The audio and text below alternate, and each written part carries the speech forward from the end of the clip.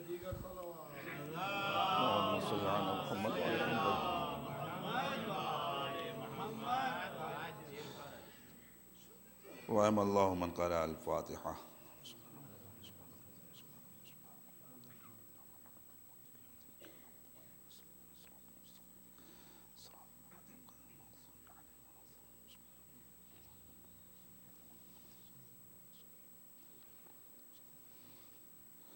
گزارش ہے ایک بار سورہ حمد اور 3 بار سورہ اخلاص کی تلاوت فرما کر جناب سید الطاف حسین صاحب، سید یاور حسین صاحب، ظہور علی خان، سیدہ ممتاز فاطمہ، سیدہ اختری بیگم، سیدہ مقدس زہرا اور محترمہ حسنہ بیگم، ان مرحومین کی روح اصال ثواب فرما.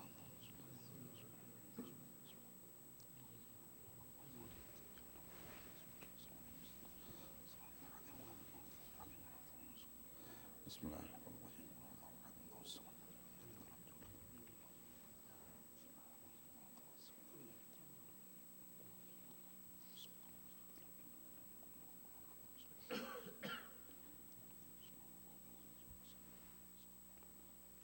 محمد وآل محمد صلوات اللهم صل على محمد وآل محمد عجل فرج. لا حول ولا قوة إلا بالله العلي العظيم. أعوذ بالله السميع العليم من الشيطان اللعين الرجيم. بسم الله الرحمن الرحيم. رب اشرح لي صدري ويسر لي أمري واحلل عقدة من لساني يفقهوا قولي. الحمد لله الواحد الأحد الفرد الصمد ذي الجلال والإكرام ذي القوة المتين كما هو أهله ومستحقه، والصلاة والسلام والتحية والإكرام على مولانا وسيدنا وشفيع ذنوبنا وطبيب نفوسنا وحبيب قلوبنا مولى الكونين جد الحسن والحسين أبي القاسم محمد.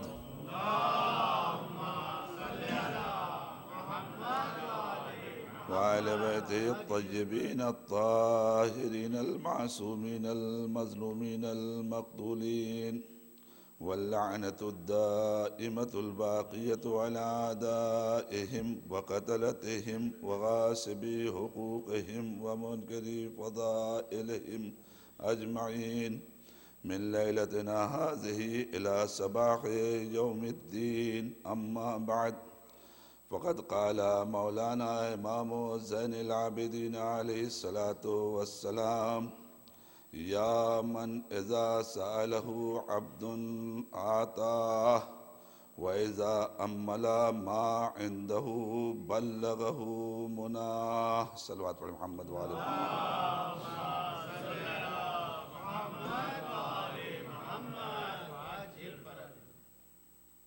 عزیزان محترم، ہم اور آپ اس بات سے اچھی طرح واقف ہیں کہ خالق یکتا نے ہمیں اس کائنات میں عبادت کے لیے، بندگی کے لیے بھیجا ہے، خلق کیا ہے. مقصد اس نے جو بیان کیا وَمَا خَلَقْتُ الْجِنَّ وَالْإِنسَ إِلَّا لِيَعْبُدُونَ، تو طے ہے کہ اگر ہم عبادت کے لیے بھیجے گئے ہیں تو عبادتیں اپنا اپنا کچھ طریقہ رکھتی ہیں، کچھ اسلوب رکھتی ہیں، کچھ انداز رکھتی ہیں، اور انہی اسلوب اور انہیں طریقوں کو انسان جب اختیار کرتا ہے تو ایک عابد بندہ کہلاتا ہے. میں نے اتفاق سے آج اپنی موضوع گفتگو پر کہ آج کا میں یوں کہوں کہ شاید یہ 3-4 دن آپ کی خدمت میں اسی طریقے سے میری گفتگو رہے کہ جس میں ہم اپنے مولا کو سمجھنا تو چاہتے ہیں. یہ ہفتہ جس امام سے منسوب ہے اور جو تمام عبادت گزاروں کا سردار ہے، زینت ہے، اسی کے بارے میں ہمیں سمجھنا ہے کچھ اپنے معرفت کو کچھ اور آگے لے جانے کے لیے. لہذا انہی کے کلمات سے ہی استفادہ کیا جائے اور انہی کے کلمات کو اپنی مجلسوں کا عنوان بھی بنا دیا جائے تاکہ ہم کچھ سبق بھی حاصل کر لیں اور کچھ معرفت میں اضافہ بھی ہو جائے. یہ طے ہے کہ دعاؤں تمام عبادتوں میں جتنے بھی عبادتیں ہیں ان سب میں ایک عبادت جس کو بہت ہی عظمت دی گئی ہے، بہت ہی وقار دیا گیا ہے، جس میں نہ مصری لگانے کی ضرورت ہے، نہ پھٹکری لگانے کی ضرورت ہے، کچھ بھی نہیں کرنا، بیٹھے ہیں تو بھی کر سکتے ہیں، کھڑے ہیں تو بھی کر سکتے ہیں، چل رہے ہیں تو بھی کر سکتے ہیں، ہر لمحہ جس کو انجام دے سکتے ہیں۔ نہ طہارت کی شرط ہے، نہ نجاست کی قید ہے، کوئی ایسی قید نہیں ہے، جس عالم میں ہو، جس طریقے سے ہو اس عبادت کو انجام دیا جا سکتا ہے۔ اس عبادت کا نام ہے دعا۔ توجہ کریں انسان محترم،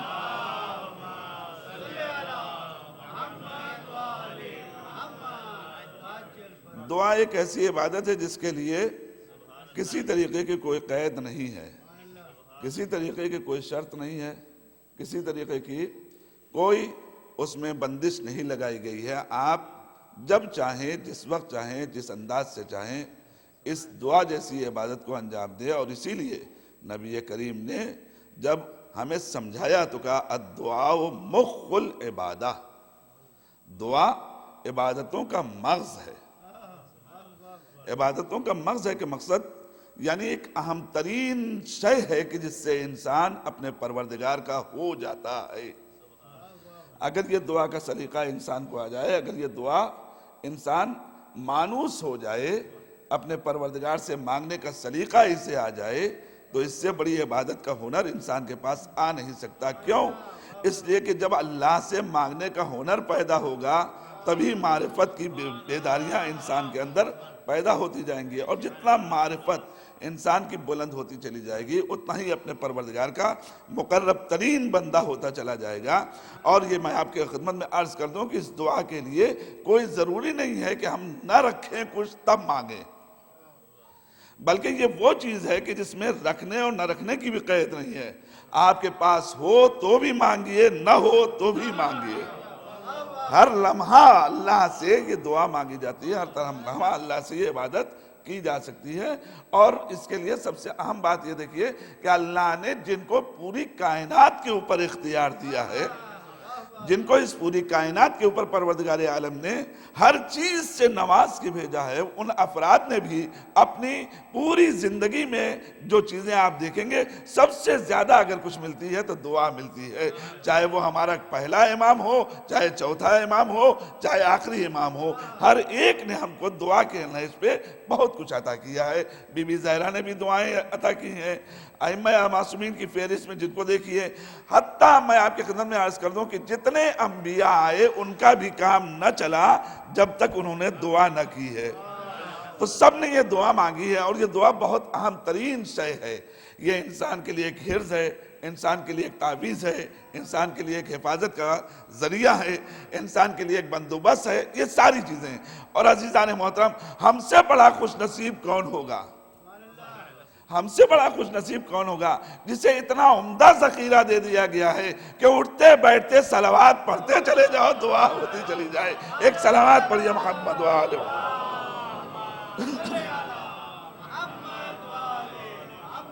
تو بہرحال یہ گفتگو جب آپ کے آگے لے جاؤں گا تو میں آپ کی خدمت میں یہاں تک بھی کہہ سکتا ہوں کہ آپ ذرا سا اگر تاریخ کا ایک جائزہ لیں، اور تاریخ کے اوپر نظر رکھتے ہیں، آپ بے شک ذاکرین سے بھی سنتے رہتے ہیں، آپ خود بھی مطالعہ کرتے رہتے ہیں، اچھی طریقے سے واقف ہیں، میں آپ سے یہ پوچھنا چاہتا ہوں کہ سب سے عظیم ترین جنگ، جو تو ساری جنگیں عظیم ہیں، لیکن وہ جنگ کہ جس میں ایک ضربت کونین کی عبادت کے اوپر بھاری ہوئی، وہ ایک ضربت جو کونین کی عبادت کے اوپر بھاری ہوئی، وہ جنگ کتنی اہم ہے؟ ضربت والی یوم الخندق افضل من عبادت الثقلین ہے، اتنی اہم ترین عبادت، اتنی اہم ترین جنگ کہ ایک ضربت جس کے اوپر کونین کی عبادت تل رہی ہے، اتنی عظیم جنگ ہے یہ۔ لیکن آپ غور کریں اور تاریخ کے پس منظر میں جائیں تو آپ کو پتا چلے گا کہ جہاں مولا کائنات کا ہنر ہے اس کے اندر، وہیں نبی کریم کی دعا بھی ہے اس کے ساتھ۔ اس سے کہ یہ جنگ جب نبی کریم نے بھیجا ہے تو اس موقع کے اوپر دعا فرمائی اے میرے پروردگار علی کو واپس نہ لانا جب تک فتح نہ ختم ہو جائے اس کے ہاتھوں پر. تو یہ نبی کی دعا بھی تھی. تو کہ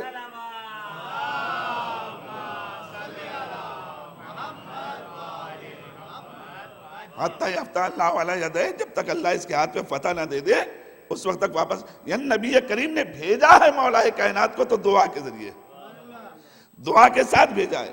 اب یہ بات اپنی جگہ پر ہے کہ ہم یہ زمانہ کہے کہ اس کا مطلب یہ ہے کہ علی بن ابی طالب کا اس میں کوئی ہنر نہ ہوا، یہ تو نبی کی دعا تھی لہذا علی جیت گئے. تو وہ کہے کہ جس نے ایک جنگ دیکھی وہ علی کی، وہ یہ بات کہے جس نے ایک پہلی جنگ دیکھی وہ علی کی. علی بن ابی طالب نے اس سے پہلے کتنی جنگیں فتح کی ہیں یہ کائنات خود بتائے گی. جنگ بدر کا خود آواز دے گی، یہ ساری جنگیں یہ خود آواز دے گی کہ علی اس فاتح کا نام ہے جو کسی جنگ سے ہار کے نہیں آیا. لیکن نبی کریم نے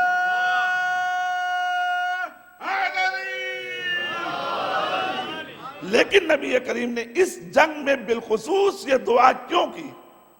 یہ سوچنے کی بات ہے. اتنی دعائیں جنگیں ہوئی ان کے لیے تو دعا کر کے نہیں بھیجا. یہ نہیں کہہ سکتا کہ نبی نے دعا نہیں کی. ملنا نہ ملنا دلیل اس بات کی نہیں ہے کہ نبی نے کی نہیں. اگر کوئی چیز نہیں ملتی تو اس سے انکار نہیں کیا جا سکتا کہ صاحب یہ ہے ہی نہیں. نہ ملنا ایک الگ بات ہے، لیکن ہونے سے انکار کیا جائے یہ ممکن نہیں ہے.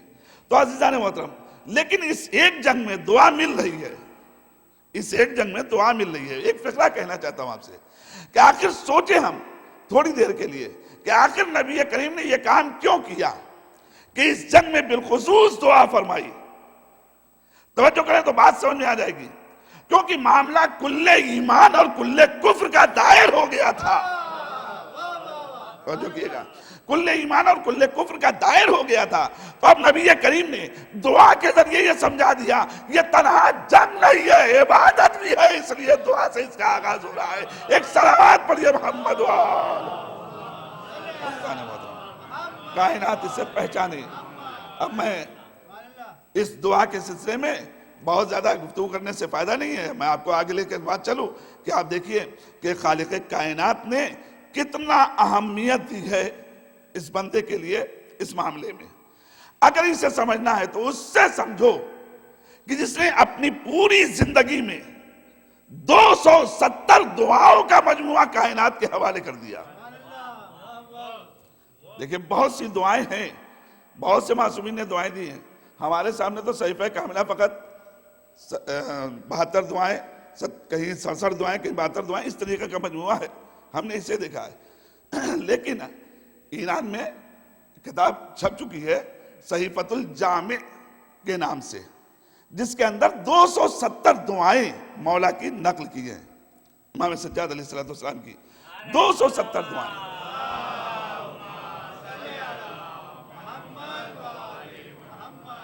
اور ان 270 دعاؤں کے مجموعے میں اگر کبھی آپ اٹھا کر دیکھیں تو مولا نے فقط الفاظ نہیں استعمال کیے ہیں، بلکہ اس کے اندر درس بھی ہے، سبق بھی ہے، حکم بھی ہے، بیان بھی ہے، ہر چیز اس کے اندر رکھی ہے مولا نے. یہ پوری ایک دعاؤں کا جو سلسلہ ہے اسے دیکھیے. حتیٰ میں تو یوں کہتا ہوں کہ تحقیقات سے بھی انسان کو آشنا کرنے کے لیے مولا نے ایسے ایسے جملے استعمال کیے ہیں کہ انسان سر مارتا رہ جائے. یہ دعا جو مولا کی ہے کہ پاک و پاکیزہ ہے وہ ذات کہ جو تاریکیوں کا بھی وزن جانتی ہے، روشنی کا بھی وزن جانتی ہے. دیکھیں چھوٹے چھوٹے جملے ہیں، لیکن ان جملوں میں مولا کیا سمجھانا چاہ رہے ہیں؟ بتانا چاہ رہے ہیں کہ کائنات سمجھے کہ میں ان دعاؤں کے ذریعے سے کائنات کو کس طرف لانا چاہ رہا ہوں. میں چاہتا ہوں تمہارے اندر ذوق تحقیق بھی بیدار ہو جائے، تمہارے اندر ذوق علمی بھی بیدار ہو جائے. تم جاہل نہ رہو بلکہ ایسے عالم بن جاؤ کہ صفحہ ہستی کے ایک ایک ذرے کے اوپر تمہاری نظر جاتی رہے اور کائنات کو اس طریقے سے اجاگر کرتے جاؤ کہ اب تم یہ بتاؤ ہم اس اللہ کے بندے ہیں جس نے ہماری سہولت کے لیے اتنی وسیع کائنات خلق کیا، اتنی وسیع کائنات خلق کی ہے. اسے پہچانو. اور اسی ایمان کے اس وقت میں نے مناجات مریدین، جو لوگ اللہ کی طرف اپنے ارادوں کو پیش کرنے والے ہیں، اپنی مرادوں کو مانگنے والے ہیں، ان کے لیے مولا نے ایک مناجات پیش کی، اس کے کلمے ہیں جس کو میں نے عنوان سخن قرار دیا۔ اس میں مولا ارشاد فرماتے ہیں یا من اذا سألہ عبد آتاہ، اے وہ ہستی کہ جب اس سے کوئی بندہ کچھ بھی مانگتا ہے تو وہ اسے دے دیتا ہے۔ اب آپ دیکھیں یا من اذا سألہ عبد، جب کسی بندے نے اس سے کچھ مانگا، کچھ سوال کیا، آتا ہو تو اس نے اس بندے کو دے دیا۔ ایسی ہستی پروردگار کی۔ اس کے بعد فرمایا وَيَا مَنْ أَمَّلَ مَا إِذَا أَمَّلَ مَا عِنْدَهُ بَلَّغَهُ مُنَاهُ، اور جب کسی بندے نے کوئی امید باندھی اس چیز سے جو اس کے پاس پائی جاتی ہے، بلغہ مناہو، تو اس کی خواہشوں تک، اس کی آرزوؤں تک اللہ نے اسے پہنچا دیا۔ دو لفظ دیکھیے گا مولا نے، پہلے کہا کہ جو مانگا تو دے دیا، دوسری جگہ کہا کہ اگر کوئی امید کی ہے کہ پروردگار تیرے پاس یہ ہے، یہ بھی ہمیں مل جائے، تو اس آرزو تک بندے کو پہنچا دیا پروردگار نے۔ بلغہ مناہو، اس کی خواہشوں تک، اس کی آرزوؤں تک اللہ نے پہنچا دیا۔ اس کے بعد ارشاد فرماتے ہیں وَإِذَا أَقْبَلَ عَلَيْهِ، جب یہ بندہ اٹھ کے چلا قریب ہونے کے لیے پروردگار سے، قربہ وَأَدْنَاهُ، اللہ نے اسے خود قریب بلا لیا اور اس کے نزدیک ہو گیا۔ دیکھیں آپ لفظیں دیکھیے مولا کی، اذا اقبل علیہ قربہ وادناہ، جب اس کی طرف بڑھا بندہ تو اس نے کیا کیا، اس بندے سے خود قریب ہو گیا اور اسے اپنے قریب کر لیا، اپنے نزدیک اسے کر لیا۔ اس کے بعد فرمایا وَإِذَا جَاهَرَهُ بِالْعِصْيَانِ، جب اس بندے سے کوئی نافرمانی سرزد ہوئی، علنی طور پر، واقعی طور پر، ظاہری طور پر، اگر کبھی اس سے کوئی گناہ سرزد ہو گیا، سَتَرَ عَلَى ذَنبِهِ وَغَطَّاهُ، تو اس نے اس کے گناہ پہ پردہ ڈالا اور اسے چھپا لیا، اس کے گناہ کو چھپا لیا، اس کے گناہ کو چھپا لیا اور اس کے اوپر پردہ ڈال دیا۔ وَإِذَا تَوَكَّلَ عَلَيْهِ أَحْسَبَهُ وَكَفَاهُ، اور جب اس نے اس اللہ پر توکل کیا تو اللہ نے بھی اسے اس منزل تک پہنچا دیا کہ خود اس کے لیے کافی بن گیا، خود اس کے لیے کافی بن گیا اور اس کے اس منزل تک آ گیا۔ آپ غور کیجئے، یہ لفظیں ہیں فقط جو مولا ہمارے سامنے رکھ رہے ہیں، مگر آپ ذرا جائیں اور محسوس کریں کہ مولا نے ہمیں کس طرف متوجہ کیا ہے، کن باتوں کی طرف بلایا ہے۔ یہ ہم نے 5 باتیں آپ کی خدمت میں عرض کی، پنجتنی ہے نا۔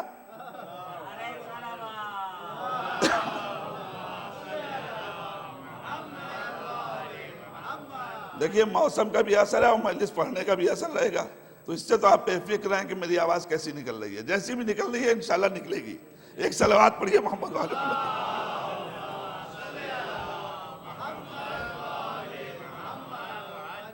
اب یہاں سے میں شروع کر رہا ہوں گفتگو۔ یا من اذا سالہ عبد آتاہ، اب ذرا توجہ کریں، لفظ سوال رکھا ہے مولا نے، اے وہ ہستی کی جس نے سوال کیا، اگر کسی بندے نے اس سے سوال کیا، آتا ہو تو اس نے دے دیا۔ یہ سوال کتنا اہم ہے، اس لفظ سوال کو دیکھیے کتنا اہم ہے۔ خالق یکتا نے اس سوال کی منزل میں انسان کو اتنا رکھا کہ ارشاد فرمایا اے میرے پیغمبر، جب تم سے آ کر یہ بندے میرے بارے میں سوال کریں کبھی تو انہیں باور کراؤ، انہیں یقین کراؤ کہ میں ان کے قریب ہوں۔ دیکھیں آپ دور کیے، جب یہ بندے آ کر تم سے سوال کریں، پھر انسان کے اندر عادت سوال کیسے پیدا ہو؟ تو ارشاد فرمایا سوال کی عادت تمہارے اندر اس طریقے سے پیدا ہو جائے کہ میں تمہیں بتا رہا ہوں، ہر ایک کے آگے سوال نہ کرنا، ہر ایک کے پاس مانگنے جانا۔ فَاسْأَلُوا أَهْلَ الذِّكْرِ، جب بھی سوال کرنا ہو تو اہل ذکر سے سوال کرنا۔ اب یہاں پر یہ قید فَاسْأَلُوا أَهْلَ الذِّكْرِ ان کنتم لا تعلمون، اگرچہ پوری آیت ہے لیکن میں آپ کے خدمت میں کہنا چاہتا ہوں کہ یہ لفظ جو رکھی ہے فَاسْأَلُوا أَهْلَ الذِّكْرِ، اہل ذکر سے سوال کرو۔ یہ اہل ذکر سے کیوں سوال کیا جائے؟ کائنات کے کسی انسان سے سوال کرو گے تو کیونکہ وہ خود نہیں جانتا کہ خدا کیا ہے تو تمہیں کیا بتائے گا، وہ تمہیں کیا سمجھائے گا؟ ایسے سے پوچھو جو جانتا ہو کہ خدا کیا ہے، ایسے سے پوچھو جو جانتا ہو کہ کائنات کا مالک کیسا ہے، ایسے سے پوچھو کہ جو جانتا ہو کہ اللہ کے اندر کیا اوصاف پائے جاتے ہیں، تب یہ تمہیں سمجھائے گا۔ تم اس دروازے پہ جا کر کے مانگتے ہو، ہر دروازے پہ مت جاؤ۔ اور سوال جب عام ہوتا ہے، ابھی آپ نے دعا پڑھی، دعائے کمیل، اس کے اندر آپ دیکھئے کہ سوال کے لیے قید کتنی لگائی گئی۔ میرے مولا علی بن ابی طالب نے جو سوال کے لیے قید لگائی تو کہاں سے؟ کہا کہ دیکھو جب بھی مانگنا ہو رحمت کا تقاضا دے کر کے سوال کرنا، جبروتیت کا تقاضا دے کے سوال کرنا۔ دیکھیں آپ نے بھی پڑھا ہے نا، اسألک بقدرتک التی قہرت بہا کل شیء وہ بھی جبروتک التی اعلی کل شیء، یہ سب ابھی آپ نے جملے پڑھے۔ جبروت کا واسطہ، قدرت کا واسطہ، ان اسماء کا واسطہ کی جو تیری طرف سے اسماء حسنہ ہیں ان کا واسطہ، ان سارے واسطوں کو دے کر کے بتایا ہے کہ یاد رکھنا جب بھی سوال کرنا تو سوال میں یہ دیکھنا کہ قدرت کن چیزوں سے راضی ہوتی ہے، انہی اسماء کو پکارتے چلے جانا۔ ایک صلوات پڑھیے محمد ایک سلسلے سے ہے، ایک سلسلے سے گفتگو اس کے اندر آئی ہے۔ سوال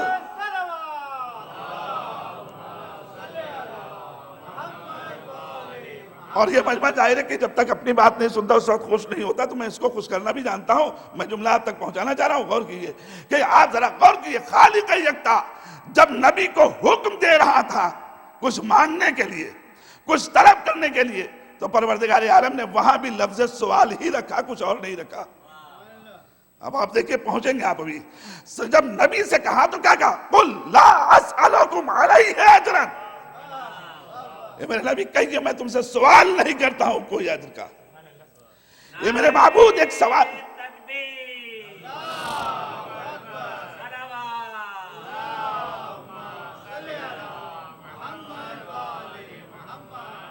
میرے معبود ایک سوال ہے تجھ سے، ایک تقاضا ہے تجھ سے، ایک بات ہے تجھ سے۔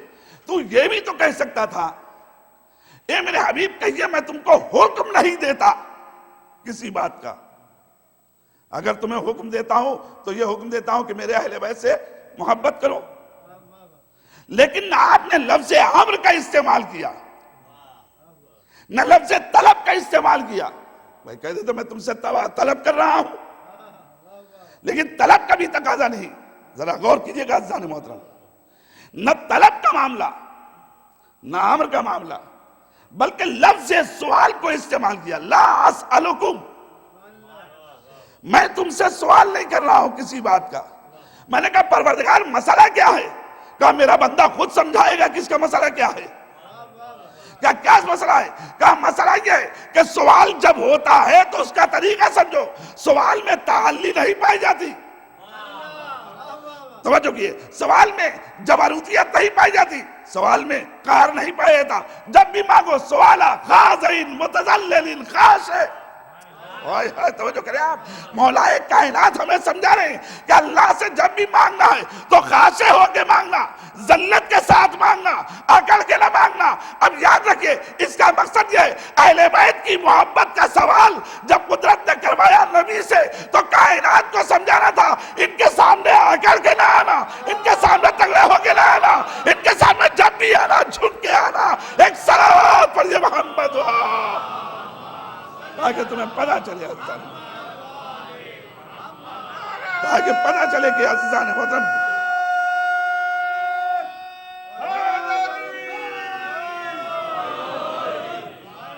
جب بھی آنا ان کے سامنے تو ایسے مت آیا نا کہ بالکل سینہ تان کے چلے آ رہے ہو اہل بیت کے مقابل۔ نہیں نہیں، یہ محبت کا سوال جو تم سے کیا جا رہا ہے، سوال کو سمجھو کہ سوال کیا ہے۔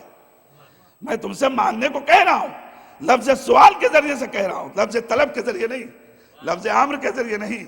اس لیے کہہ رہا ہوں تاکہ تم سوال کی اہمیت کو سمجھو۔ میں نے کہا سوال کی اہمیت کیا ہے؟ کہا میں خود سمجھا رہا ہوں سوال کی اہمیت کیا ہے۔ اے میرے پیغمبر ان سے ایک جملہ کہیے۔ کیا جملہ کہیں؟ ان سے کہیے ما سألتکم من اجر فہو لکم، یہ سوال جو بھی تم سے کیا جا رہا ہے، اس میں ہمارا کوئی فائدہ نہیں ہے، اس سوال سے فائدہ تمہیں کو پہنچنے والا ہے۔ اس سوال کو سمجھو کہ اس سوال میں حیثیت کیا ہے، اس سے ہمیں کوئی فائدہ نہیں ہے۔ اہل بیت کی محبت اگر ہم نے مانگ لی ہے تو تم یہ سوچ رہے ہو کہ ہمیں کوئی فائدہ پہنچ گیا، تم یہ سوچ رہے ہو کہ ہمیں کوئی کمال مل گیا، تم یہ سوچ رہے ہو کہ ہمیں ضرورت ہے اس بات کی۔ نہ، یہ ضرورت ہمیں نہیں ہے۔ یہ بھی جو سوال ہو رہا ہے یہ تمہارے لیے ہو رہا ہے۔ کتنا قریب ہے پروردگار کہ جو چیزیں مانگنے کا بھی حکم دے رہا ہے وہ بھی بندوں ہی کے حق میں رکھا ہے، وہ بھی انسانوں ہی کے حق میں رکھا ہے۔ گویا بتا رہا ہے کہ ایک سوال کی حیثیت کو سمجھو کہ اس سوال کی حیثیت کیا ہے۔ یا من اذا سالہ عبد آتاہ، جب تم سوال کرو گے تو اللہ اسے دے گا۔ اب ایک فقرہ بھی کہنا چاہتا ہوں کہ اس کا مقصد یہ ہے، میرے عزیزو توجہ کیے گا، اس کا مقصد یہ ہے کہ اہل بیت کی محبت کسی چندے کا مال نہیں ہے کہ خود بخود آ جائے۔ جب تک مانگو گے نہیں وہاں سے ملنے والی نہیں ہے۔ ایک صلوات پر یا محمد اسے تمہیں مانگنا ہوگا ادھر سے۔ یہ اہل بیت کی محبت، یہ قربہ جن کے بارے میں تم سے سوال کیا جا رہا ہے، جن کے بارے میں تم سے تقاضا ہو رہا ہے، تم یہ نہ سمجھنا کہ یہ خود بخود ایسے ہی تمہیں مل جانے والی ہے۔ نہ، اس کے لیے مانگنا ہوگا پروردگار سے۔ ایسے سوال کرو اس مالک یکتا سے کہ آل محمد کی محبت تمہیں دے دے، یہ الفت تمہیں دے دے۔ یہ یاد رکھنا، یہ مانگنے کا تقاضا ہی اسی لیے ہے کہ محبت تو ان کے پاس اس بنیاد کے اوپر بھی ہو جاتی ہے کہ یہ کمال رکھتے ہیں، اور بشر کا فطری میلان یہ ہے کہ ہر کمال کی طرف راجع ہو جائے۔ بشر فطری طور پر کمالات کی طرف بڑھتا ہے، ہر انسان فطری طور پر کمالات سے قریب ہوتا ہے۔ وہ چاہتا ہے کہ کمال ہمیں جیسا دکھائی دیتا ہے اسی اعتبار سے۔ آپ دیکھ لیے، آج ایک چھوٹی چیز آپ نے خریدی، کل اس سے اچھی نظر آئی، آپ فوراً بڑھے کہ یہ لے لیا جائے، اس سے اچھی وہ لے لیا جائے۔ جتنا کمال بڑھتا جاتا ہے اتنا ہی میلان، اتنا ہی طبیعت، اتنا ہی جولان فطرت، یہ سب انسان کی اس طرف مائل ہوتی جاتی ہے۔ توجہ کیے، تو آل محمد تو ہے اس قابل بے شک کہ اللہ نے انہیں ہر کمال دے کے بھیجا، کسی کمال سے ان کو خالی نہیں رکھا، سارے کمالات دے کے بھیجا۔ لیکن یہ سارے کمالات دینے کے بعد فطری طور پر تمہارا میلان تو ادھر ہوگا، یہ فطرت تمہیں لے تو جائے گی، مگر یہ کوئی طے نہیں ہے کہ اسی فطرت میں باقی رہ جاؤ۔ آج پسند کر رہے ہو، کل طبیعت بگڑ گئی اسی سے ہٹ جاؤ گے۔ توجہ کریں انسان محترم، آج تمہاری طبیعت ادھر جا رہی ہے، کل تمہارا، آج ایک حسن دیکھ لیے آپ کائنات میں، ایک حسین چہرہ نظر آیا، بڑا انسان اس کی طرف مائل ہوا، کل طبیعت کسی وجہ سے اتر گئی، اس طرف نہیں جاتا، اب رخ نہیں کرتا۔ کیوں؟ اس سے کہ ایک موقع آتا ہے کہ جہاں سے انسان کی طبیعت انحراف پیدا کرتی ہے، جہاں سے انسان کی طبیعت انحراف پیدا کرتی ہے۔ کہا میں تمہیں یہی بتانا چاہتا ہوں کہ میں نے اسی لیے لفظ سوال سے رکھا ہے اس اجر کو۔ یہ اجرت میں جو محبت اہل بیت مانگا ہے اس لیے مانگا کہ یقیناً یہ صاحبان کمال ہے، فطری طور پر بڑھتے تو چلے جاؤ گے، مگر بقا اگر چاہیے تو چاہیے کہ ادھر سے لو لگائے رہو تاکہ یہ کبھی تم سے سلب نہ ہونے پائے۔ ایک صلوات پر یہ محمد یہ جب تک نہ ہوگا،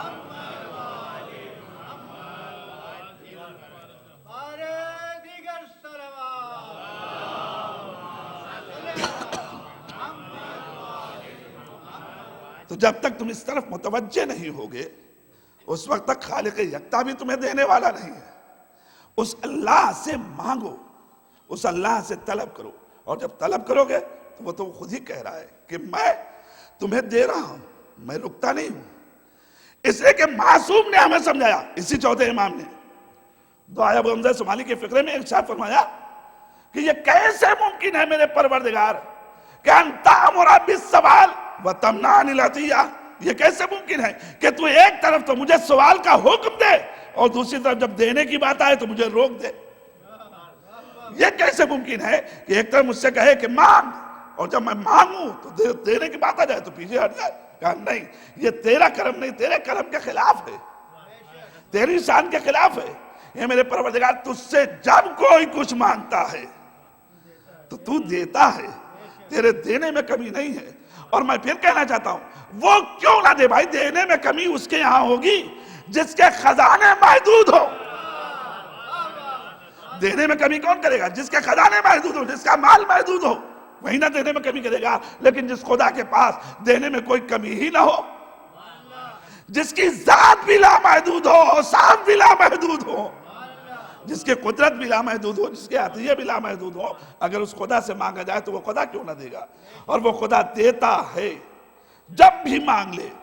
اور اتنا قریب ہے دینے میں، توجہ کیے، اتنا قریب ہے دینے میں. وہ پروردگار اس قدر کریم ہے دینے میں، عطا کرنے میں، انسان کو عطا کرنے میں، انسان کو دینے میں. بس سوال کرنے کا ہنر ہونا چاہیے. اگر ہنر تمہارے پاس ہے تو پروردگار دیتا ہے. وہ بھاگتا نہیں، وہ دینے والا ہے، دے گا تمہیں. امکان ہی نہیں ہے کہ پروردگار نہ دے. لیکن سوال کا ہنر تو پیدا کرو. ایسا کریم کون ملے گا؟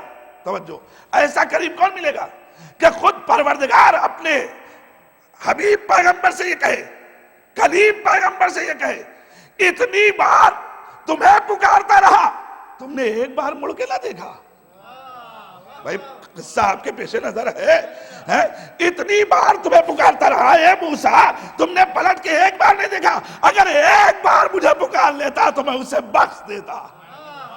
جو خدا فرعون کو دینے پہ تیار ہو جائے، توجہ کیے، جو خدا فرعون کو بخشنے پہ تیار ہو جائے، جو خدا، وہ فرعون کے جس نے خدائی کا دعویٰ کیا، وہ فرعون کے جو مشرک تھا، وہ فرعون کہ جو اللہ کے مقابل اپنے کو لے کے آیا، وہ فرعون اس سے پروردگار اس کے لیے یہ کہہ رہا ہے، اے موسیٰ اتنی بار اس نے تمہیں پکارا اور تم نے پلٹ کے اس کی طرف رخ نہ کیا. ایک بار مجھے پکار کے دیکھتا. یعنی کریم پروردگار ہمیں سمجھا رہا ہے کہ بات موسیٰ اور فرعون کی نہیں ہے، بات تمہاری ہے. تمہیں سمجھا رہا ہوں، ایک بار پکار کے تو دیکھو کہ میں کتنا دیتا ہوں. ایک صلوات پر جب محمد ہو. بات اس کی نہیں ہے. میں تمہیں سمجھانا چاہ رہا ہوں کہ تم ایک بار مجھے پکار کے دیکھو کس طریقے سے میں اس بندے کو دینے کے لیے تیار ہوں. کیا ارشاد فرمایا؟ ادعونی استجب لکم، تم مجھ سے دعا تو کرو، میں تمہاری دعا کو قبول کرتا ہوں. کیسے دعا قبول کرتا ہے؟ کہ انی قریب اجیب دعوت الداعی اذا دعان. اور یہاں بھی ایک عجیب مرحلہ ہے، اذا سالک عنی عبادی. یہ جو کہا ہے نبی کریم سے کہ جب تمہارے پاس میرے بندے آئیں اور میرے بارے میں سوال کریں. آپ توجہ کیے کہ اس کے اندر خالق یکتا نے اتنے متکلم کے صیغے استعمال کیے، اور متکلم میں بھی واحد کا صیغہ، جمع کا نہیں. ورنہ وہ تو جمع کے صیغہ اثر کہتا ہے. قرآن کی حفاظت کی بات ہوئی تو کہا کہ ہم ہیں کہ جس نے قرآن کو نازل کیا اور ہم اس کے محافظ ہیں. نَحْنُ نَزَّلْنَا الذِّكْرَ وَإِنَّا لَهُ لَحَافِظُونَ. وہ خدا ہر جگہ پر جمع کے صیغہ استعمال کر رہا ہے اپنی ذات کے لیے.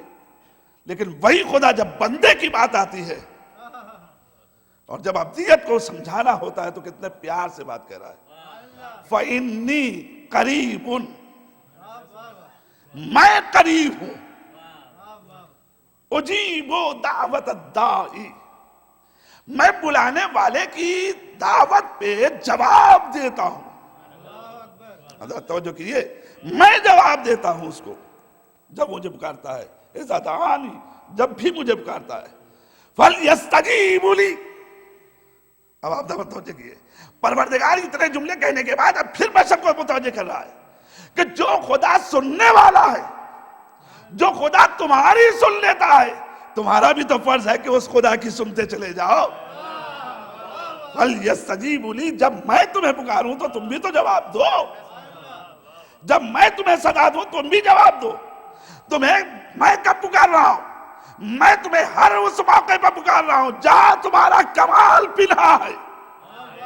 جہاں تمہارا کمال پنہا ہے وہاں تمہیں پکار رہا ہوں. میں نے کسی ایسے مقام پر نہیں کہ جہاں خسارہ ہو، جہاں گھاٹا ہو. میں نے وہیں تمہیں بلایا کہ جہاں تمہارا کمال ہے، جہاں تمہارے اندر ارتقاء کے پہلو پائے جا رہے ہوں، اسی طرف ہم نے تمہیں پکارا ہے، کسی اور طرف نہیں. اسی لیے دیکھو ہم نے صاف لفظوں میں اعلان کیا، اے وہ لوگ کہ جو ایمان لا چکے ہو، تمہیں چاہیے کہ تم نبی اور اللہ دونوں کی آواز پہ لبیک کہو۔ کیوں؟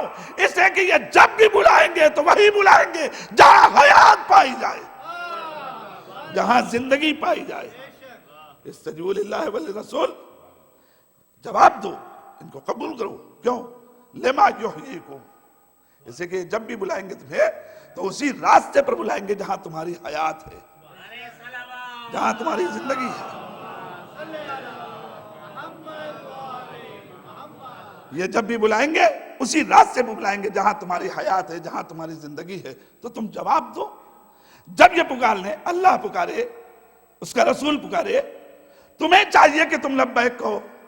اب کیا کہا جائے کہ قرآن خود ہی اگر کسی کی حالت کے اوپر حیرت ناک انداز میں افسوس بھی کرے اور واقعہ بھی بیان کرے تو پھر اب اس کو کیا کہا جائے؟ یہ بدنصیبی بدبختی تو ہے۔ آواز رئیس تصعدون ولا تلوون والرسول یدعوکم۔ ارے یاد کرو اس وقت کو کہ جب تم پہاڑی پہ چلے جا رہے تھے اور پلٹ کر نہیں دیکھ رہے تھے، حالانکہ رسول تمہیں پکار رہا تھا، حالانکہ رسول تمہیں پکار رہا تھا۔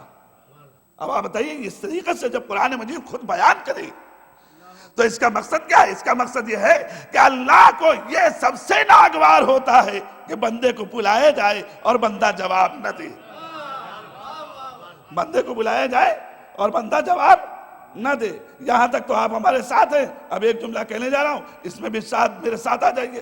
وہ جملہ کیا ہے؟ بھائی جب بلانے کی بات آتی ہے تو پروردگار کہاں کہاں بلاتا ہے؟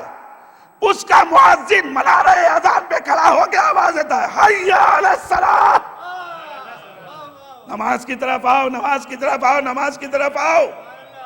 اب توجہ کریں، اب اگر اس مقام کے اوپر ہم نے نہیں آواز پہ لبیک کہی، اگر ہم نے یہاں پر لبیک نہیں کہی تو پھر ہماری کیفیت کیا ہوگی؟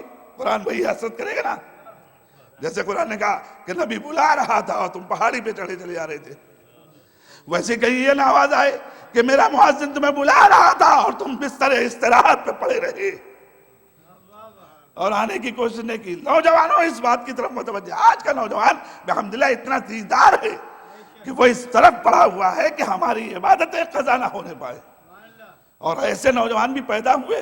مجھے واقعات سننے کو یہی ملے کہ اس طریقے کے نوجوان کہ جب مولانا نے اعلان کیا کہ قضائے عمری پڑھی جائے گی تو پلٹ کر انہوں نے جواب دیا کہ میری تو کوئی نماز قضا نہیں ہے تو میں کیا کروں؟ ذرا توجہ کیے، اگر ایسے نوجوان پیدا ہو جائیں کہ جو اس طریقے کے کلمات کہنے پہ آ جائیں تو آپ بتائیے ایسے مقام پر آل محمد کتنا خوشحال ہوں گے، کتنی دعائیں دیں گے آل محمد کہ 14ویں صدی میں بھی ایسے افراد پیدا ہو گئے کہ جن کے سجدے قضا نہیں، جن کی عبادتیں قضا نہیں، جن کی طاعتیں قضا نہیں۔ آپ ذرا اندازہ لگائیے۔ تو یہ سارے مرحلے کب ہیں؟ کہ جب ہمیں بلائے پروردگار، جس وقت بلائے، جس مرحلے میں بلائے، اس مرحلے میں لبیک کہنا۔ اللہ نے جدھر جدھر بلایا ادھر ادھر لبیک کہنا، یہ ہمارا فریضہ ہے، چاہے وہ انفاق کی طرف بلائے، چاہے وہ جہاد کی طرف بلائے، جس طرف بلائے ہمارا فریضہ یہ ہے کہ ہم لبیک کہیں۔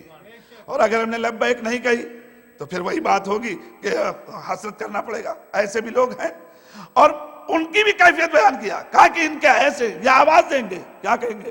اے وائے اس زمانے پہ کہ جب ہمیں موقع ملا تھا ہم نے کمی کی اور اپنی شقاوت قلبی ہمارے اوپر اتنی راسخ آ گئی کہ ہم پلٹ کر جواب نہ دے سکے۔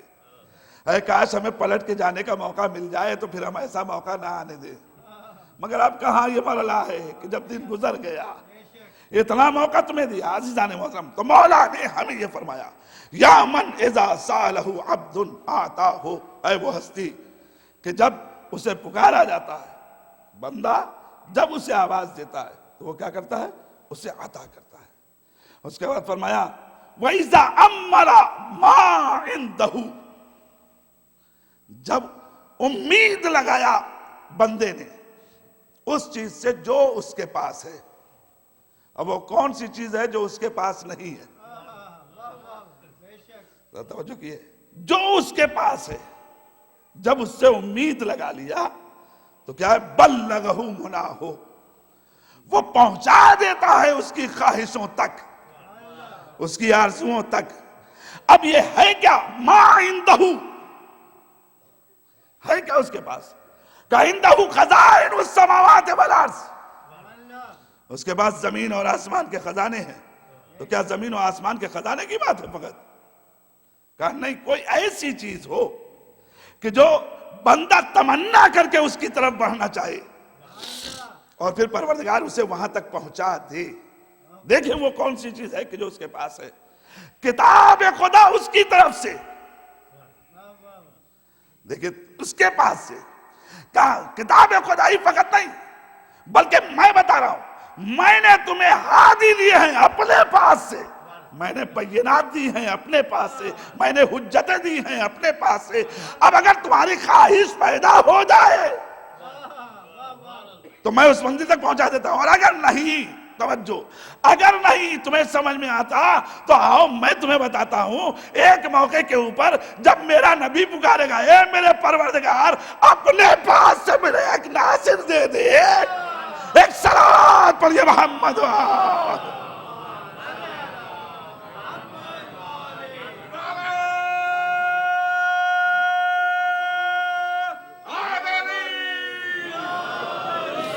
وَاجْعَلْنِي مِن لَّدُنْكَ سُلْطَانًا نَصِيرًا، اپنے پاس سے ایک بادشاہ غلبے والا، ایک مددگار مجھے دے دے۔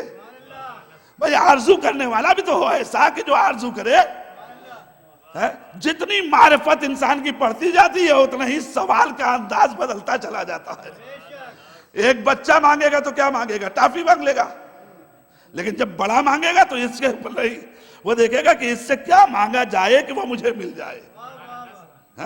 ویسی چیز ہے۔ تو جتنی معرفت بڑھتی چلی جائے گی، آپ بتائیے نبی کی معرفت کتنی ہے؟ نبی کی معرفت کتنی ہوگی؟ اور اگر وہ با معرفت نبی اللہ سے کچھ مانگ رہا ہو، تو توجہ کیے، اللہ سے کچھ مانگ رہا ہو تو کتنا اہم ہوگا وہ مرحلہ کہ جو نبی مانگے، کتنی اہم ہوگی وہ چیز کہ جو نبی مانگے، کتنی واضح ہوگی، کتنی عظیم۔ اور پروردگار کا نبی کہہ رہا ہے وَجَعَلْنِي مِنْ عِنْدِكَ سُلْطَانًا نَصِيرًا، ایک سلطان نصیر، ایک قوت والا، ایک مددگار مجھے اپنے پاس سے دے۔ اب جو اپنے پاس سے دے کی بات آئی تو پروردگار کسے دے کہ جو اس کے پاس کوئی ایسا ہو کہ جس کا چہرہ بھی وجہ اللہ ہو، آنکھیں بھی عین اللہ ہو، ہاتھ بھی ید اللہ ہو۔ ایک صلوات پڑھیے محمد۔ تو اتنا عظیم تو ہو،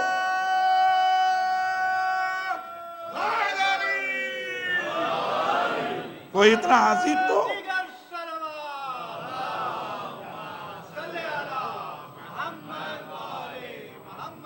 وَإِذَا أَمَّلَ مَا عِنْدَهُ، جو اس کے پاس ہے، جب اس کی امید لگائے، بلغہ مناہو، تو اس کی خواہشوں تک، اس کی آرزوؤں تک وہ اللہ پہنچا دینے والا ہے۔ اسے پہنچا دینے والا ہے کہ نہیں؟ دیکھیے پہنچایا، اور ایسا پہنچایا، ایسا پہنچایا کہ تاریخ گواہ ہے۔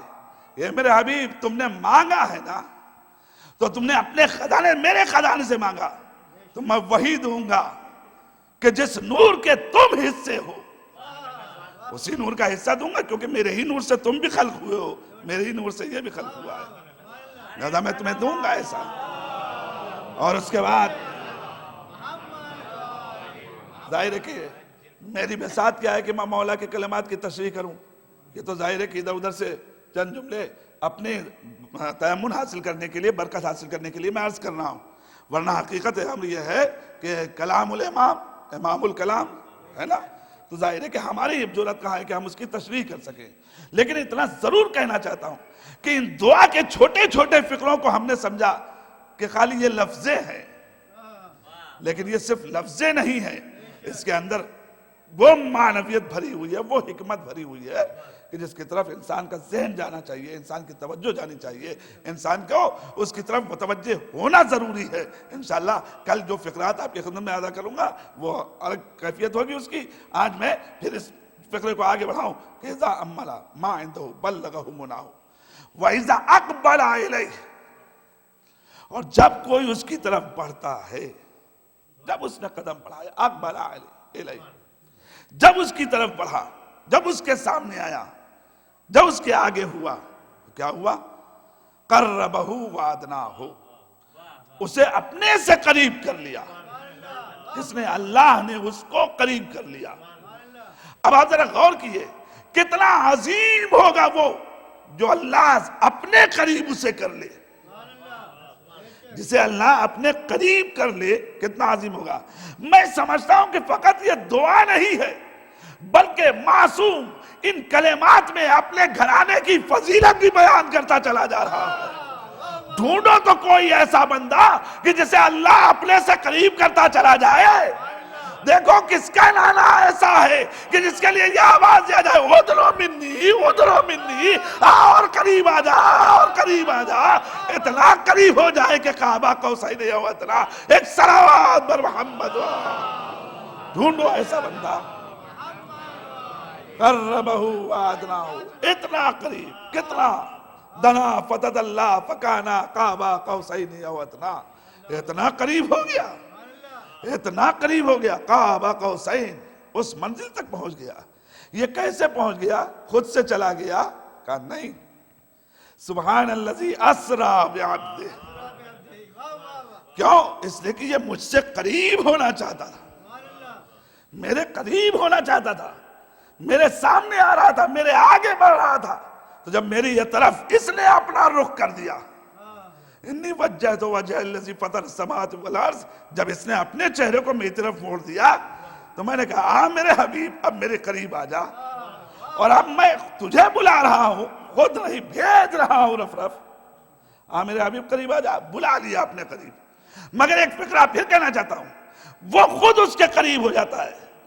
میرا کروڑوں سلام ہو اس نبی پر کہ جو اپنی عظمتوں کی بنیاد کے اوپر وہاں تک پہنچ گیا کہ جہاں تک پروردگار عالم اسے لے گیا، وہاں تک چلا گیا۔ مگر میں صرف ایک جملہ کہنا چاہتا ہوں، اے میرے نبی، پھر بھی ایک منزل ہے نا کہ جہاں ایک فاصلہ تو رہ گیا، جہاں ایک فاصلہ تو رہ گیا، میں اس کے بارے میں کیا کہوں جو پردے کے ادھر سے بول رہا تھا۔ ایک صلوات پڑھیے محمد، جو پردے کے ادھر سے بول رہا تھا، بھائی یہ تو پتہ چل گیا کہ ان کو لے گئے۔ دیکھیے بڑا مرحلہ نازک ہوتا ہے۔ ابھی اتفاق سے 2 روز پہلے میں ایک کتاب دیکھ رہا تھا، اس کے اندر ایک حدیث نظر سے گزری، اس میں یہ جملے تھے، ہم اہل بیت کے فضائل بعض ایسے ہیں جس کو جلدی مومن کا دل بھی برداشت نہیں کر پاتا جب تک اللہ اس کے اندر اطمینان نہ بھر دے۔ بہت سے فضائل ایسے ہیں، ظاہر ہے کہ یہاں پر بھی زبان لکنت کرتی ہے کہ انسان اس منزل تک پہنچ جائے، لیکن کیا کیا جائے؟ تاریخ کے اندر اگر حقائق ایسے ہو تو پھر انسان کیسے؟ اس لیے کہ پھر ہم نے پہچانا، کس نے کہا؟ نبی نے کہا ہم نے پہچانا۔ کیسے پہچانا؟ یا علی، ہم نے اس ہاتھ سے جو انگوٹھی ہے اس کے ذریعے پہچانا۔ اب سوال یہ کہ اللہ نہ ہاتھ رکھتا نہ انگوٹھی پہنتا، کون تھا؟ اللہ جانے، مجھے اس سے سروکار نہیں، مگر کوئی تھا، کوئی تھا۔ اب جو تھا وہ کتنا قریب ہے پروردگار سے، وہ کتنا قریب ہے پروردگار سے جو تھا۔ اب میں کیا بتاؤں کون تھا اتنا قریب؟ اگر کبھی یہ مسئلہ سوال ہو جائے ذہن پر تو فقط ایک جملہ یاد رکھنا کہ نبی کے پاس آنے والا آ کے کہہ رہا ہے یا نبی خدا میرے لیے دعا کر دیئے۔ نبی نے کہا بے شک دعا کروں گا، میرے لیے دعا کر دیئے، کہا بے شک دعا کروں گا۔ جب دعا کرنے کے لیے ہاتھ اٹھائے تو اب جملے کہتے ہیں اللہم بحق علی عشق علیہ، ایک صلوات بر محمد اے میرے پروردگار۔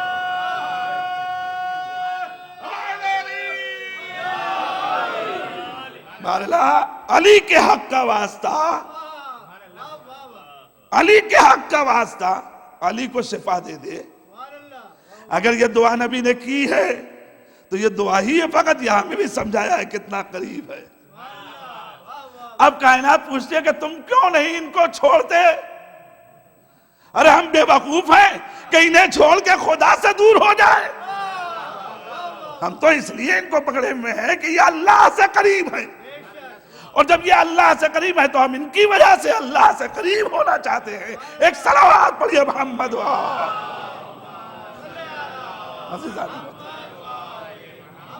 دیکھیں مجھے جو وقت ملا ہے اسی وقت میں انشاءاللہ گفتگو سمیٹتا ہوں. عزیزو وَإِذَا اقبل علیہ، جب اس کے نزدیک ہوا تو قربہ ادناہ، اس کے بعد فقرہ کیا ارشاد فرمایا؟ وَإِذَا جَاهَرَهُ بِالْعِصْيَانِ، جب علنی طور پر اس کی نافرمانی، جب اس کا گناہ سامنے آ جاتا ہے تو وہ علنی طور پر گناہ کرتا ہے، اور یہ بندے کے اوپر رحم کیا کرتا ہے؟ سَتَرَ عَلَى ذَنْبِهِ، اللہ پردہ ڈالتا ہے اس کے گناہ پر. سَتَرَ عَلَى ذَنْبِهِ وَغَطَّاهُ، اور اسے اپنی رحمت میں ڈھانک لیتا ہے، اس کو اپنی رحمتوں میں ڈھانک لیتا ہے. جب اس سے علنی طور پر نافرمانی سرزد ہو جاتی ہے کبھی، تو پھر وہ کیا کرتا ہے کہ وہ اس کے گناہ پر پردہ ڈالتا ہے. مولا یہ دعا کے اندر آپ نے جملہ کہہ دیا ہر آدمی گناہ کرے اب، کہ پروردگار تو معاف کرنے والا ہے، پروردگار تو گناہ چھپاتا ہے. بے شک اللہ گناہ چھپاتا ہے، اس سے کوئی انکار نہیں. ایک زمانہ تھا کہ جب جبینوں پہ گناہ لکھ دیے جاتے تھے. آج کتنا بھی گناہ کر لیے مگر کہیں ہے پتہ نہیں پتہ ہوتا، لیکن اللہ سے کیا چھپا ہے وہ تو جانتا ہے نا. مولا یہ جملے آپ کیوں کہہ رہے ہیں؟ کہا تم سمجھ رہے ہو کہ میں ایک جملہ کہہ رہا ہوں؟ ارے کبھی فکر تو کرو، میں تمہیں کیا سمجھانا چاہ رہا ہوں، کس منزل پہ لانا چاہ رہا ہوں؟ مولا کیا سمجھانا چاہ رہے ہیں؟ کہا میں تمہیں یہ بتا رہا ہوں، جب اللہ ہو کے گناہ ظاہر نہیں کرتا تو تم بندے ہو کے کیوں کسی کے گناہ کو فاش کرتے ہو؟ تمہیں بھی تو سوچنا چاہیے. جب اللہ گناہ چھپاتا ہے، جب اللہ مغفرت کرتا ہے، جب اللہ پردہ پوشی کرتا ہے، تو تمہیں کتنی پردہ پوشی کرنی چاہیے. اور اگر تم پردہ پوشی نہیں کرو گے، پھر توجہ، اگر تم پردہ پوشی نہیں کرو گے تو جب تم دوسرے کا گناہ نہیں چھپا سکتے تو اللہ سے کیوں توقع رکھتے ہو کہ وہ تمہارا گناہ چھپا لے گا؟ کبھی یہ بھی تو ڈرو کہ اللہ نے اگر تمہارے گناہ ظاہر کر دیے تو کیا ہوگا. لہذا توجہ کرو کہ یہ بات نہ آنے پائے. اِذَا جَاهَرَهُ بِالْعِصْيَانِ، جب اس منزل پہ آگئے اس کے بعد فرمایا وَإِذَا تَوَكَّلَ عَلَيْهِ، اور جب یہ بندہ اللہ پر توکل کر لیتا ہے تو احسبہ، اللہ خود اسے کافی ہو جاتا ہے، اللہ اسے خود کافی ہو جاتا ہے. وَكَفَاهُ، اور اس کو بھی بے نیاز بنا دیتا ہے. اللہ اس بندے کو بھی بے نیاز بنا دیتا ہے. یعنی آپ توجہ کیجئے کتنی عجیب بات ہے. اگر اللہ پہ توکل کر لیا جائے تو پروردگار اس کے لیے کافی ہو جائے. یہی بہت بڑی بات ہے کہ اللہ اس کے لیے کافی ہو جائے. لیکن اس کے بعد دوسرا جملہ وَكَفَاهُ، اور اللہ خود اسے بے نیاز بنا دیتا ہے. کتنی منزل ہے عجیب کہ اگر انسان اس منزل پہ آ جائے تو ایسا بے نیاز بن جائے. یہ کب ہوتا ہے؟ جب توکل ہو جائے خدا پہ، بھروسہ ہو جائے خدا پہ. اسی لیے تو میرے مولا نے ارشاد فرمایا تھا، اے میرے پروردگار، جس نے تجھے پا لیا اس نے کیا کھویا، اور جس نے تجھے کھو دیا اس نے کیا پایا. یہ جملے تو کہے کہ پہچانے زمانہ کے خدا کیا ہے. یہ جملے تو کہے کہ پہچانے زمانہ کے خدا کیا ہے. اور اس کے بعد جب بے نیازی کی شان دکھانی ہوئی تو جس وقت ابلیس نے کہا، اے میرے پروردگار، میں یہ دیکھنا چاہتا ہوں کہ حسین پاس کتنا صبر ہے، میں یہ دیکھنا چاہتا ہوں کہ حسین کتنا صابر ہے، تو ایک کام کر. کیا؟ کہ بس اتنا کر کہ سورج کو حسین سے نزدیک کر دے. ابلیس لعین نے جب یہ جملے کہے کہ میں امتحان حسین دیکھنا چاہتا ہوں، صبر حسین دیکھنا چاہتا ہوں، کتنا صابر ہے حسین دیکھنا چاہتا ہوں. قدرت نے آواز دی، میرے حسین ایک امتحان تیرا یہ بھی. آواز دی، پروردگار جو امتحان تیری مرضی. حسین پیچھے ہٹنے والا نہیں ہے. اب یہ اپنے الفاظ ہیں کہ جو میں ادا کر رہا ہوں. میں حسین پیچھے ہٹنے والا نہیں. کتنا صبر کیا ہے حسین نے. زمانہ دیکھے تو کون ہے کہ جو اپنے جوان بیٹے کے سینے سے برچی کا پھل نکال سکے؟ کون ہے کہ جو اپنے برابر کے بھائی کے بازوؤں کو اپنے دامن میں اٹھا کر لے آئے؟ کون اتنی طاقت رکھتا ہے؟ کون اتنی ہمت رکھتا ہے؟ یہ سارے صبر کے جوہر حسین کے پاس ہے۔ اور پھر کسی باپ سے پوچھو کہ وہ اپنے معصوم بچے کو کیا جلتی ہوئی زمین پہ لٹا سکتا ہے؟ مگر یہ جگر حسین کے پاس ہے۔ حسین نے اس زمین پہ اپنے بچے کو لٹایا کہ جس پہ دانا گرتا تھا تو بھون جایا کرتا تھا۔ اور تاریخ کہتی ہے کہ جب ایک مرتبہ ابلیس نے یہ امتحان کی منزل میں پروردگار سے تقاضا کیا اور اللہ نے اپنے بندے کا امتحان لیا، تو سورج قریب ہوا، حسین نے قبا کے دامن کھولے اور آواز دی، اے میرے پروردگار، حسین ہر امتحان کے لیے راضی ہے۔ آپ جانتے ہیں میرے عزیزو، آپ جانتے ہیں، میں ایک فقرہ کہنا چاہتا ہوں، بالکل نفسیاتی جملہ، آپ ذرا غور کیجئے۔ کبھی آپ نے دیکھا ہوگا کہ اگر زخم پہ دھوپ پڑ جائے تو برداشت نہیں ہوتا، اس سے کہ زخم میں چرچراہٹ پیدا ہوتی ہے۔ ہائے میرا حسین، جس کے زخموں پہ، جس کے جسم پہ 1951 زخم ہے، جب سورج کی تمازت اس پر پڑ رہی تھی تو حسین کی کیا کیفیت ہوئی ہوگی؟ کون بتا سکتا ہے؟ کون بتا سکتا ہے عزیزو؟ کسی کے بس میں ہے کہ جو اس کا اندازہ لگا سکے؟ لیکن حسین نے برداشت کیا، پروردگار تیری رضا کے لیے۔ مقتل لکھتا ہے کہ اتنے میں حسین نے دیکھا کہ کسی نے سایہ کر لیا۔ جیسے ہی سایہ کی منزل کو دیکھا، حسین نے تڑپ کے آواز دیا، کون؟ جبرائیل، ارے ہٹ جاؤ، یہ امتحان کا موقع ہے، حسین کو امتحان دینے دو۔ اتنا بے نیاز ہو گیا حسین، اے میرے معبود، تیری ذات کے لیے حسین بے نیاز۔ جزاکم اللہ، جزاکم اللہ۔ خدا کسی غم میں نہ رلائے سوائے غم مظلوم کربلا کے۔ آپ دیکھیے اتنا عظیم المرتبہ امام ہمارا کہ ساری امتحانات دیتا ہوا جا رہا ہے، مگر اس کا امتحان جتنا بھی تھا اس کی ذات تک تھا۔ اس کی ذات تک تھا نا۔ سلام اس امام کو کہ جس نے اس کے بعد امتحان دیا۔ ہمارا اور آپ کا چوتھا امام، اس کو سلام کرو، کتنا امتحان اس نے دیا اور کس انداز سے امتحان دیا۔ خدا کسی کو اس امتحان کی منزل میں نہ لائے۔ اے عزیزو، سب کی شہادت کا الگ الگ مرحلہ ہوتا ہے نا۔ جناب زینب کی شہادت کربلا میں کیسے ہوئی سنیں گے آپ؟ بس اتنا کہنا چاہتا ہوں، ارے جس طریقے سے ہر چیز کا ذبیحہ ہے، کہا اسے ذبح کیا جائے تو ذبیحہ ہوتا ہے، مگر مچھلی کے لیے کیا ذبیحہ ہے؟ کہا اسے دریا سے نکال لو، یہی اس کا ذبیحہ ہے۔ ارے زینب کی شہادت تو اسی وقت ہو گئی جب خیمے سے ایک مرتبہ چادر چھین کر برہنہ نکالی گئی۔ شہید زینب ہو گئی۔ اللہ، ارے کیوں نہ شہید ہو جائے؟ اس لیے کہ زینب اور اس کے سر سے چادر چھن جائے، جس کی ماں کا جنازہ اس طریقے سے اٹھایا جائے رات کے سناٹے میں۔ عزیزو، آپ اندازہ لگائیے کتنا مظلوم ہے وہ میرا آقا کہ جو یہ جملے کہہ رہا تھا، بابا آپ کا امتحان ختم ہو گیا، اب میرا امتحان شروع ہوا۔ ارے بہن تماچے کھائے، میں امتحان دے رہا ہوں، میری پھوپھی تازہ لے کھا رہی ہے، امتحان دے رہا ہوں۔ اے بابا، ارے کانٹوں پہ چلایا جا رہا ہے، امتحان دے رہا ہوں۔ جزاکم اللہ، جزاکم اللہ۔ خدا کسی غم میں نہ رلائے سوائے غم مظلوم کربلا کے۔ اللہ، سید سجاد کس مظلوم کا نام ہے؟ کتنا عجیب مظلوم ہے ہمارا امام، ذرا اندازہ لگائیے۔ آپ سب جانتے ہیں ہر بھائی کے دل میں تمنا کیا ہوتی ہے کہ اگر چھوٹی بہن نے کوئی چیز مانگ لیا ہو تو اسے کسی بھی صورت ادا کر دیا جائے۔ ہائے بس کے ایک شہر میں جب قافلہ پہنچا، اس مقام کے اوپر سکینہ ایک مرتبہ آئی، اے بھائیا کیا شبر سے تھوڑا سا پانی مانگ لوں؟